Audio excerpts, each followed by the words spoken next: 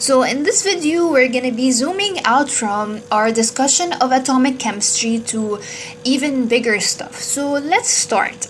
Well, first we talked about atoms, and we said atoms are the smallest particles that exist on Earth, and everything around us is made up of atoms. So they are the smallest particles.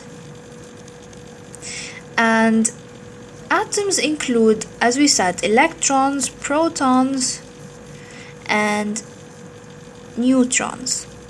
Now that's for atoms, the smallest particles.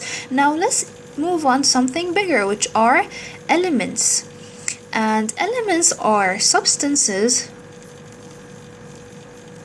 that are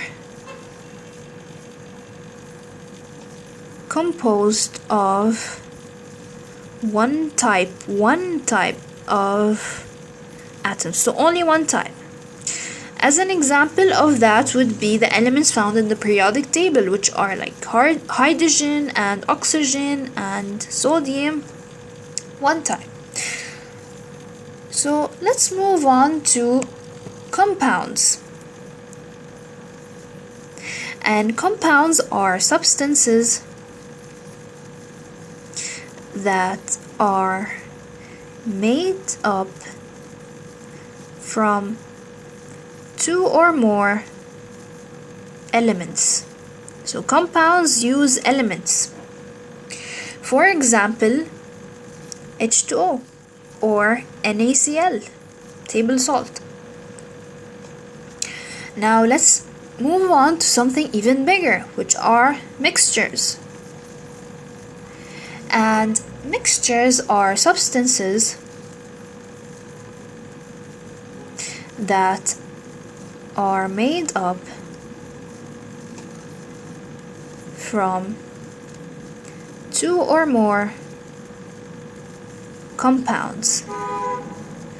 For example, dissolving table salt in water, that would give salt water. That's a mixture.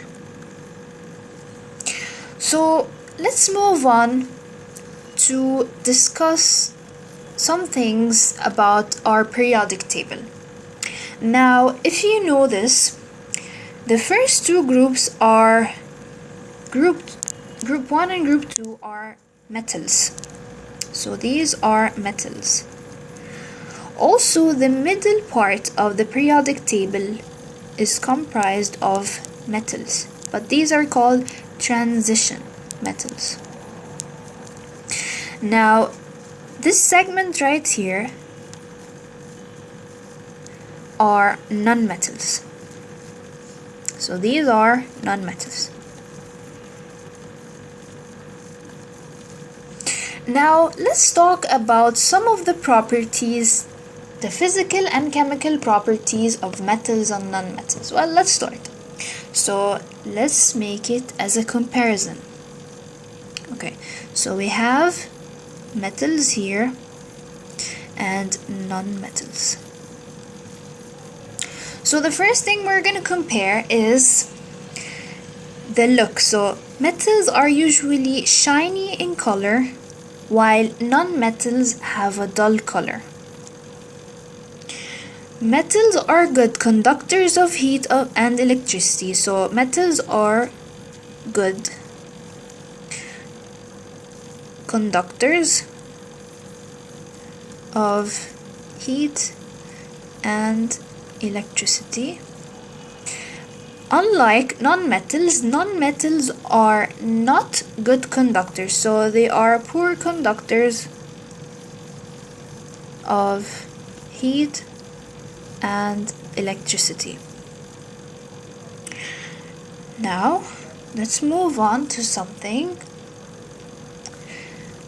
else. So metals are considered malleable, and what do we mean by malleable? Malleability of the metal means that it's flexible. You can shape it into cylinders or tanks. It's up to you. It's very malleable. Unlike non-metals, non-metals are brittle. So if you apply any force, they would break down. Also, metals are ductile. And what do we mean by ductile? Ductile is the ease with which we can form the metal into wires. So metals are ductile while non-metals are non-ductile. Now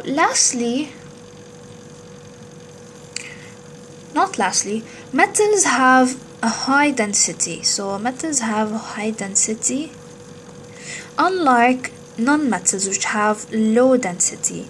For example, if you take silver, for example, if you have a silver bracelet and you put it in your hand, well, you feel some weight, while for example air is a non-metal, but you don't feel the weight of the air. Also, another example, gases in general. Gases don't have a mass that you can feel. It's not as dense as metals. So let's move on.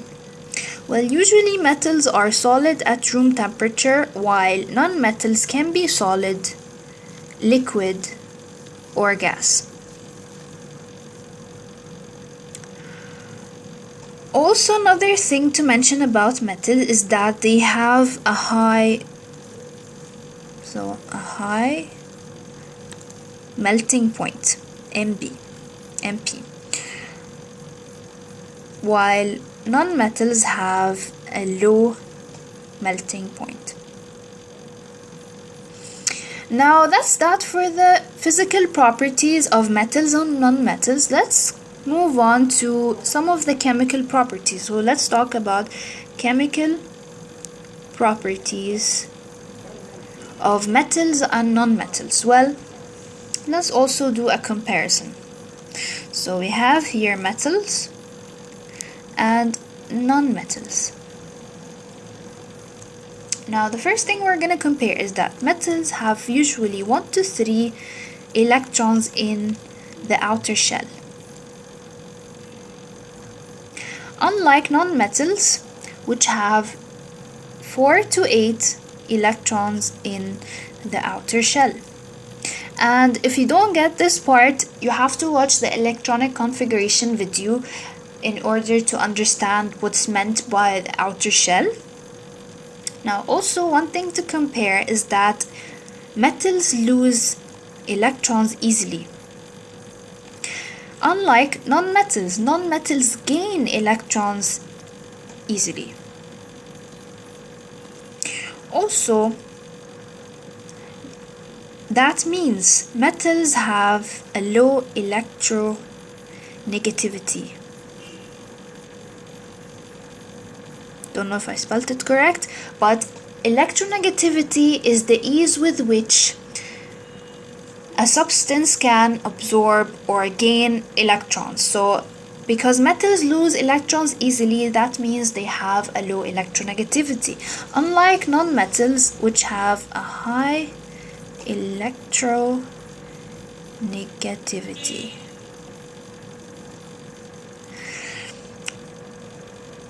Also, the last thing we're gonna mention is that metals are very good reducing agents,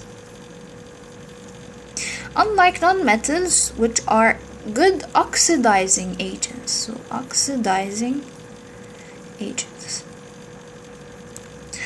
So that's that for the comparison between metals and non-metals. So let's recap.